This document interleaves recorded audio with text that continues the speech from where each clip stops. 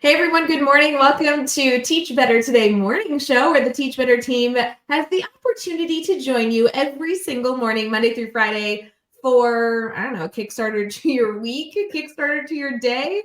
It is 7 a.m. Eastern, and I am only about 4 sips through my coffee. So we are going to be drinking coffee and talking shop about really good things that we should be thinking about through August.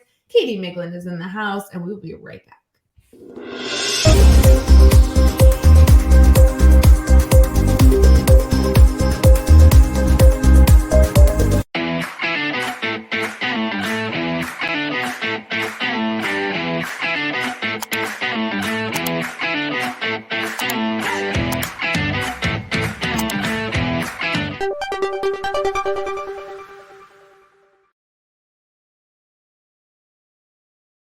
Hey everyone, welcome back to Teach Better Today morning show, where we are live every single morning at 7 a.m. Eastern. Katie, I just want on the record, because I know you won't let me talk about it. My coffee is cold, which means it must be August. Yeah, is it cold because it's its first time being cold, or have you already put it in the microwave like 3 times, like I do most days? Oh, I could do that after the show. No, it's cold. I made it. I've been trying to drink it, but keep getting distracted. And now I have time to sit and consume my coffee. And it's gross because it's not hot. Okay, I'm going to tell you my little trick for those of you who have the same issue. Either you can choose to throw it in the microwave, or I sometimes embrace that it's cold and I fill a cup with ice and I pour it over the top, and then I've got myself an iced coffee. Yeah, I have nothing against an iced coffee. It's just the intention. If you're not intending for it to be cold, it's disappointing. But if you make it an iced coffee, it's a treat. Well, that's why I do it. Because if it's I take that first sip and I'm like, oh, then it helps me change my mindset of look it, now I've got a nice coffee. Look at you changing your mindset. That's so great. Speaking of coffee, can I share a story of what happened to me yesterday? Oh, I cannot wait. It's actually not really about coffee. Okay, so many of you guys know Abby Lyons. She is associated with our, team. She works with us, whatever. She's fantastic. Well, I've shared this a billion times, but she owns a local coffee and yoga shop in the town that I live in.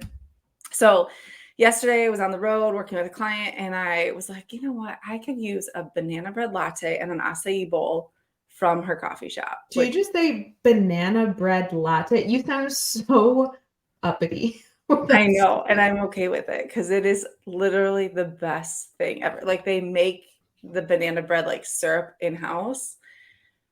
It's phenomenal. It's phenomenal. It's worth a drive or plane to Bloomington Normal. I'm just saying. You want them to come to Central Illinois. I don't know, to try a banana bread latte. I've never seen that anywhere. So I feel like maybe it's a destination thing. She's creating the reason to go to that area. All right, go ahead. Yes. So I get this. I go and I get there a little early because I'm just wanting to wake up. And it was kind of first day back at clients. We're back on the road. I know we talked about that. So I went and I ordered, and the barista, very sweet, was like, hey, there's an online order that got messed up. Can they jump ahead of you so I can get theirs going? And I was like, totally fine.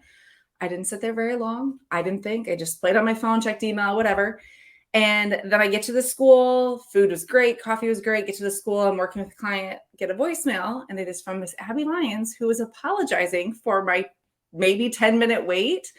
And is like, I'm so sorry. That does not represent the people we are. We had an online issue. So she sent me a thank you in my text. And I was like, what is happening? This is so nice. But also it was one of those moments where it was how often do we go somewhere and it takes a little bit and we're either frustrated or not, whatever. But it's we've just become used to that, right? Things happen. People are human. And they went above and beyond to make sure that I knew that it was not what their philosophy was, that they she's like, I promise in the future your coffee and bowl will be faster. And I was like, this is good business. I already think she runs a phenomenal establishment. I love the vibes. I love all of it. But to personally call a customer to say hey, sorry, you waited a few extra minutes and, here's a coffee on us.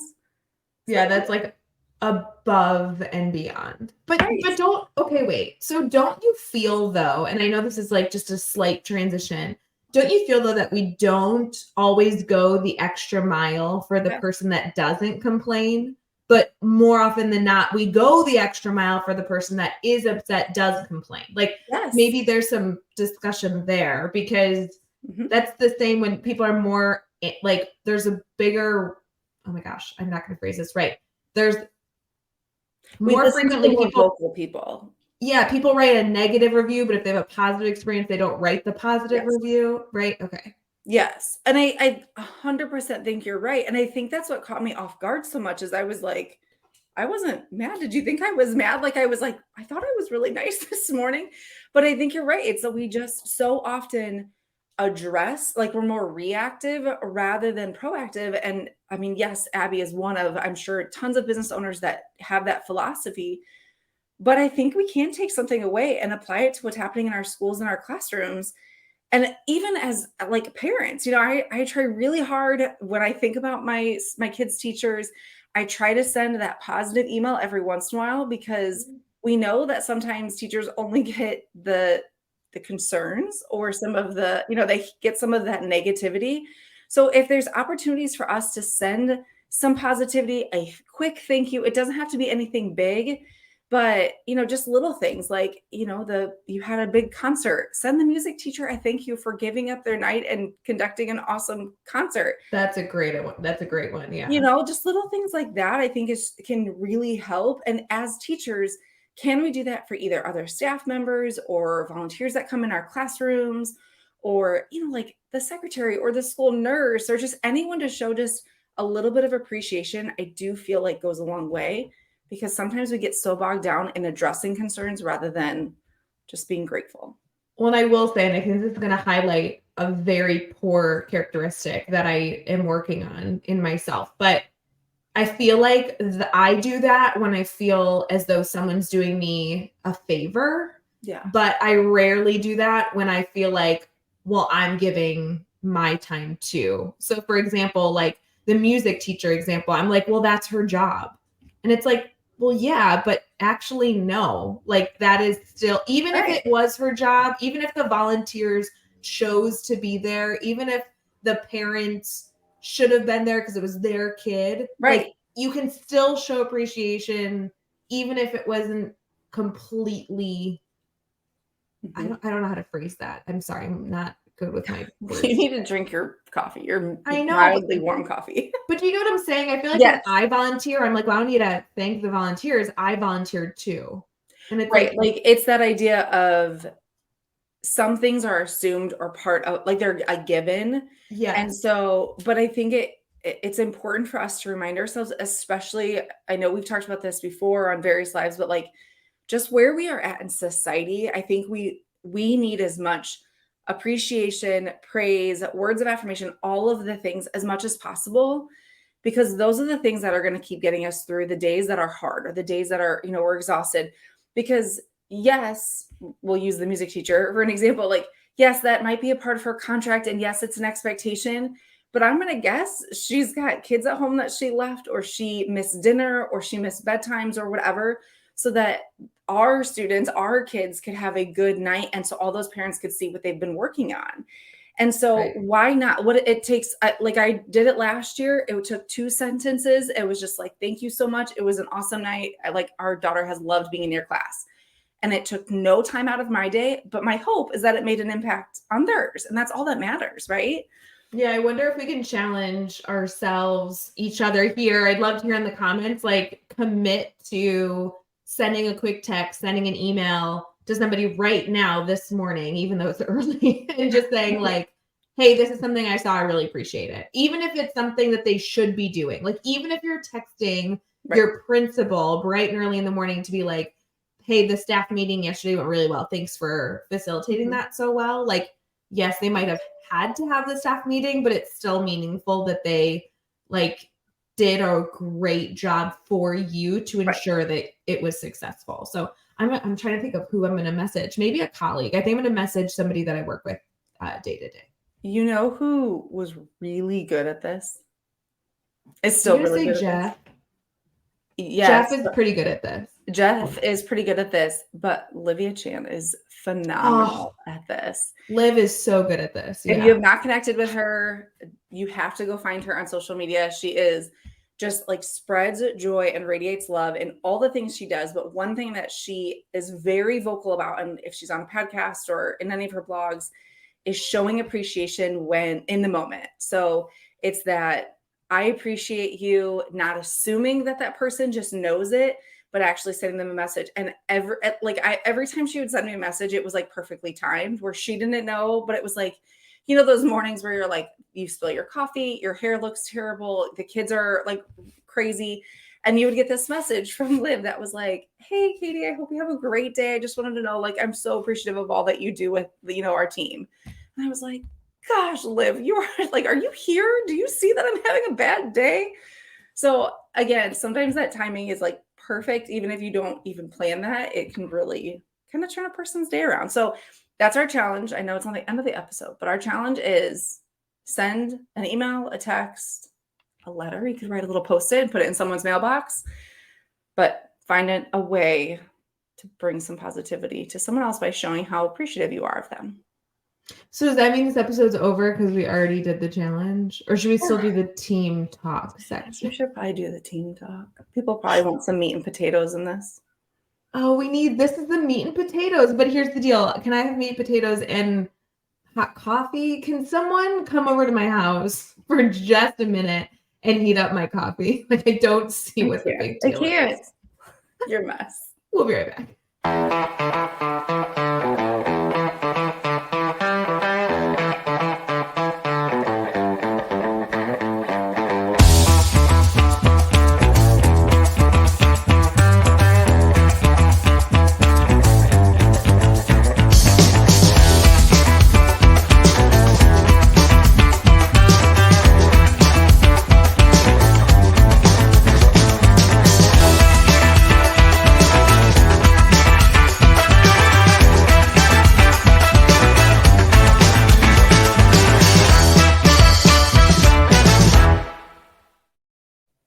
Hey everyone, welcome back to Teach Better Today morning show, where the Teach Better team gets to be live every single morning, Monday through Friday. Katie Miglin and I are here to get into our team talk. This is the meat and potatoes of the episode. That's what I really believe. And I think Katie makes fun of me every time she quotes that, but it is. It's like the meal. This is like where the good is supposed to be, you know?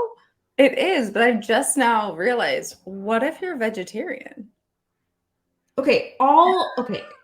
Here's the deal. You either listen to the show because you like the really ridiculous shenanigan banter, or you listen to the show because you want to be a better educator and a small little strategy or tip is going to really enhance your instructional style every single day, or you want both. And I don't know that we can always promise both. So my hope is that this is a time that forces Katie and I, or whoever from the Teach Better team is here, to be like, hey, what should we do today to be a little bit better? Otherwise, we would just sit here and talk about kids, coffee, dogs, bedroom designs. I have so many updates for all of you, by the way, if you've been following my Instagram. Yeah, all the things. Yeah, you're right. I mean, we do have some value. We just sometimes in the morning, it's also like our first thing we do is in the morning. So we're like, hey, good morning. Let's talk about all the things that happened in the last 12 hours. Right. Like, do you know that I'm having surgery literally 10 days from today? Like, that's all I can focus on. Like, I know that we're supposed to be talking about education, but I'm like, we'll talk about that in a later episode. What was that? Josh, be ready to record. I can't. Hey, this is a real topic. Okay, so admin mastermind that happens every single Tuesday. It's exclusive to leaders. Like if you're an educational leader, principal, coach, assistant, director, whatever you are in education. A leader. If you're a leader, we meet every single Tuesday at 9 a.m. Eastern to just get together, share problems of practice, share resources, all that stuff. It recently came up where our leadership teams were brainstorming back to school activities for like staff institute days and all that fun stuff. And obviously in August, like we're involved in so many of those days, kicking off school districts, school years. But I will say, I feel like some of the strategies that were shared in Mastermind are actually really good to do in your classroom in-house as well. So I thought we could brainstorm just a few like really awesome back to school activities because they're not my forte. This is not like where I live in my happy place. But I will tell you, if you're not aware, Katie Miglin is obsessed with really lame games that are like non-threatening, like really, really good icebreakers. But she comes up with like the weirdest garbage. Like, I don't know where these ideas come from. Hi, my name is Katie and I have a game problem. You do. And it's like not like you're a board game person. Like, I don't know No. you as somebody who's like, hey, it's Tuesday night, let's play cards. But you are addicted to like short, like goofy game. I don't know how to describe it. Like, these are not games that are going to take like an entire, month to organize. No. You just are great at these. And for those of you who have been around for a while, we did like a Teach Better team retreat where we brought our whole like staff together, and Katie like sprinkled in these really weird minute to win it games, and it was the highlight of the retreat. Like, it just was. Well, okay, so I want to kind of be like fully transparent. I'm not a competitive person. I like games, I like sports, I like all the things, but if you're someone that's like, but I'm not competitive, that's not my jam. I'm not either, which is why I like making them ridiculous, because at the end of the day, everyone's laughing.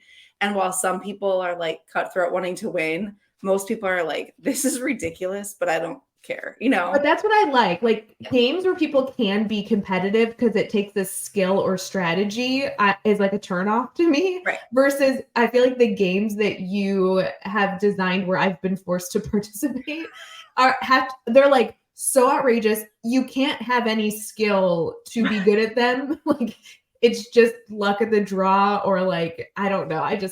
So I'm not saying that you have to pull all. I know you did these in your classroom, and I know that you've done them in other situations, but whether you're a leader who's trying to bring this into your next staff meeting, which literally could be like a month from now, you don't do this at the beginning of the year, or you're a teacher, whether you've started or not, getting your students to engage with one another is a huge plus. So even if you've been in school for like 4 weeks, you can still do these types of activities. Mm-hmm. Yeah, so totally agree. And what's funny is that I sometimes personally struggled in my classroom because I would get so focused on the things that had to be done. Mm-hmm. And so a shout out to my team that I worked with. Oh, hey, Alfie. Yeah, shout out. If you're listening on Teach Better Talk right now, my dogs decided to join the live stream. I apologize. But shout out to the team I worked with. We all had very similar mindset, and that we wanted a day. We typically did it after that first week of school, kind of the like dust had settled. But we had a day where we just like did these fun games for like an hour, and it was so fun. But the things that we kind of focused on, without like getting too in detail, is it was things that did not have to be competitive. It was, like you had to have no skill, no talent, no intelligence of a certain level. It was like, if it was trivia, it was like literally completely random trivia that like, sure, someone might know, but someone else may not. But we also didn't make anything super personal. And we did that intentionally because it's the beginning of the year. Some people have anxiety around, sharing their favorite color or their favorite thing they did over the summer or whatever. And we know there's lots of research about, kids sharing things and how that might be uncomfortable for them, or how some students went to Europe for a vacation and some kids barely left their house. And so we get that. So we focus on literally silly things. So simple minute to win it. You can literally look them up on Pinterest while you're there. Follow the Teach Better team. Ooh, look at that tie-in right there. Hey. Golden. That's why I pay her the big bucks. That's right. But also you can just like Google like fun minute to win it stuff. But some of them that we did, literally we prepped in 10 minutes. It wasn't much. I actually was just talking to a group of teachers yesterday, and I said, reach out to your parents and ask for supplies. You do not need to break the bank. Most of the supplies we found at the dollar store.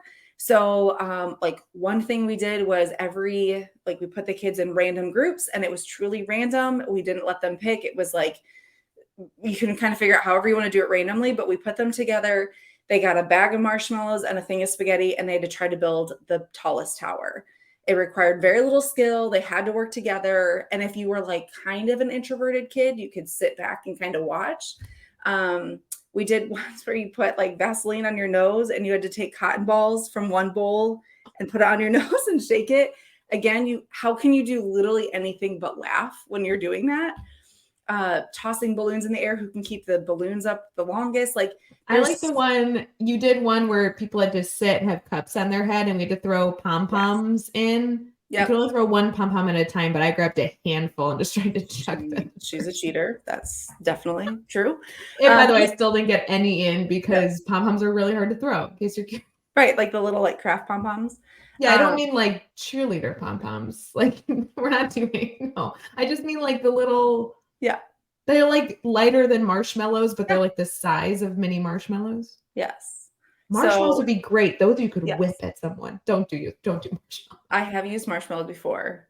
Those are good, except for when kids step on them and then they get smashed. And then No, the colored pom-poms are fine and nobody can throw them no matter how skilled you are. If you were like a baseball pitcher, you still would struggle throwing a pom-pom. Yes. But if you are someone that wants to do something fun, 100% support it. I mean, even like just random would you rather questions, anything like that, to just, I know we call them icebreakers, but like literally just to get kids like kind of laughing. Your kid who comes in and is mad at the world, we know, those kids are there.